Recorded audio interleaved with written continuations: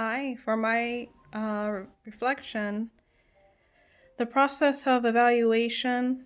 When I first walked into the library, I really wasn't wowed by the young adult section. It was very simple and bland. So that kind of motivated me to try to spice it up a little bit and add a little bit of entertainment for the teens. Things that apply to them when they come in, they immediately get drawn to it because it's flashy, it's new, it's creative, it's innovative. So I wanted to bring something to the library that would bring in more teens in the area because the way that it was set up, if I was a teenager, I would not be interested in that area whatsoever. Um, the way that I planned based on the library's goals, which was future ready, easy accessible technology, community building, approachable, adaptive, experts, versatile, inviting spaces, community responsive enrichment, lifelong learning, physical and virtual media collection. I figured that adding a more futuristic, modern look to the young adult section would help in par with the strategic goals of the library because adding more modern, trendy furniture and entertainment value. I feel that adding more modern technology for the teenagers would help create versatile, inviting spaces that they could sit and gather and commune in.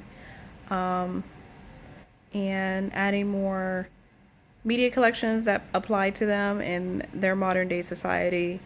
The way that the library was set up, they didn't really have anything that appealed to the teenagers except for just general books. Teenagers, they really enjoy graphic novels, uh, audiobooks, things of that nature that involves technology and keeping up with the modern trend that's going on.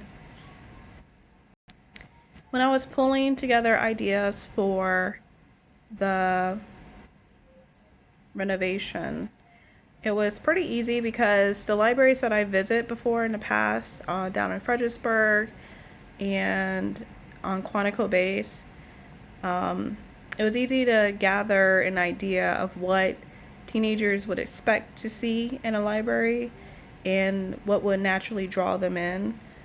Because when I was younger, in college, the teenagers really enjoy having their own secluded area where they could gather and make friends and hang out and play games or whatever.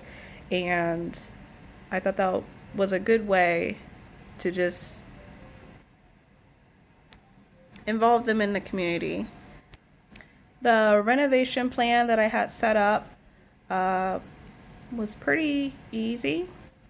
For June, I figured that weeding out the collection and figuring out what's modern and trending, some new book collections, adding on to the graphic novel section would help for the month of June. And July, following up pursuit with that, ordering new books for the collection and all the materials that they need for their section. And then August and October can actually be construction time where you get an interior designer to come in and set everything up and collaborate with the librarian that's in charge of it, which would be me. And after all that is said and done, November should be the month where everything is coming together and I'm able to send out announcements and emails and notifications for the teenagers and the parents to know that their section's open and they could come in and enjoy it coming up for the winter break. So I think that would be a good time period to reconstruct the young adult section and have it ready for the teenagers when they go on school break. The budget process wasn't that bad actually, because I already had a general idea of what I wanted to do, and it made it more easier because they really didn't have anything offered in that area, so it's easier to figure out what I wanted, like the chairs, the tables, the lamps, all that stuff that teenagers like, and able to go out and just find those items and just bring them in. The limit does help expand my options more. I felt like I wasn't as limited.